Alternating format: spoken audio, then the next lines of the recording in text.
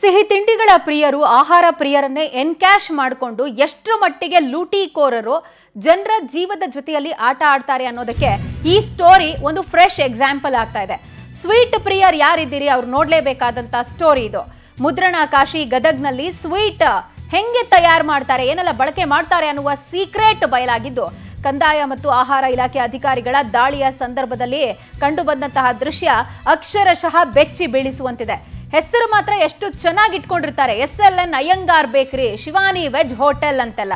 ಈ ಹೋಟೆಲ್ ಮೇಲೆ, ಈ ಬೇಕರಿ ಮೇಲೆಲ್ಲ ದಿಢೀರ್ ಅಂತ ಹೇಳಿ ದಾಳಿಯನ್ನ ಮಾಡಲಾಯಿತು. ಹುಡ್ಕೋ ಕಾಲೋನಿ ಮತ್ತು ಮುಳುಗುಂದ ರಸ್ತೆಯಲ್ಲಿ ಅಧಿಕಾರಿಗಳು ಏಕಕಾಲಕ್ಕೆ ರೇಡ್ ಮಾಡಿದಂತ ಸಂದರ್ಭದಲ್ಲಿ ಯೋಗ್ಯವಲ್ಲದ ಅಸುರಕ್ಷಿತ ಆಹಾರ ಅಲ್ಲಿದ್ದು ಪತ್ತೆಯಾಗಿದೆ. ಫ್ರಿಡ್ಜ್ ನಲ್ಲಿ ಇಟ್ಟಂತಹ ಅದೆಷ್ಟೋ ದಿನದ ನಾನ್ ವೆಜ್ ಫುಡ್ ಕೂಡ ಪತ್ತೆಯಾಗಿದೆ. ಇಲ್ಲಿ ಬಿಹಾರ ಮೂಲದವರು ಸ್ವೀಟ್ ಗಳನ್ನ ತಯಾರಿ ಮಾಡ್ತಾ ಇದ್ರಂತೆ. ಕೆಮಿಕಲ್ ಡಾಂಬಾರ್ ರೀತಿ ಇರುವಂತಹ ಎಣ್ಣೆಯಲ್ಲಿ ಈ ಪದಾರ್ಥಗಳನ್ನ ಕರಿಯೋದು, ತಿಂಡಿಗಳನ್ನ ಸಿದ್ಧಪಡಿಸ್ತಾ ಇದ್ದಾರೆ ಅನ್ನುವಂಥದ್ದೆಲ್ಲವೂ ಕೂಡ ಗೊತ್ತಾಗ್ತಾ ಇದೆ.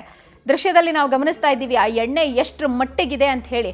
ಆಹಾರ ಪ್ರಿಯರು ಅಥವಾ ಸಿಹಿ ತಿಂಡಿ ಪ್ರಿಯರು ಏನಿದ್ದಾರೆ ಅವರೆಲ್ಲ ಬಾಯಿ ರುಚಿಗೆ ಏನಾದ್ರು ತಿನ್ಬೇಕು ಅಂತ ಅನ್ಕೊಂಡ್ರೆ ಹೊರಗಡೆ ಹೋಗಿ ಇಂಥ ಬೇಕರಿ, ಇಂಥ ಹೋಟೆಲ್ಗಳಲ್ಲಿ ತಿಂದ್ಬಿಟ್ರೆ ಅವರ ಆಸೆ ತೀರೋದಿರ್ಲಿ, ಆಸ್ಪತ್ರೆ ಪಾಲಾಗಬೇಕಾಗತ್ತೆ.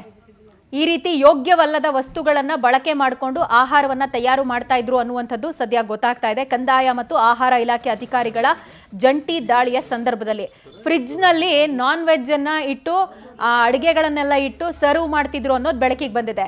ಇನ್ನು ಬೇಕರಿನಲ್ಲಿ ಯಾವ ರೀತಿಯ ವಸ್ತುಗಳು ಬಳಕೆ ಆಗ್ತಿತ್ತು, ಆ ಮೊಟ್ಟೆಗಳೆಲ್ಲ ಬಳಸಿರ್ತಾರೆ. ಅಯ್ಯಂಗಾರ್ ಬೇಕರಿ ಅಂತ ಹೆಸರಿಟ್ಕೊಂಡಿದ್ರು ಕೂಡ ಮೊಟ್ಟೆ ಬಳಸ್ತಾರೆ ಎಲ್ರೂ.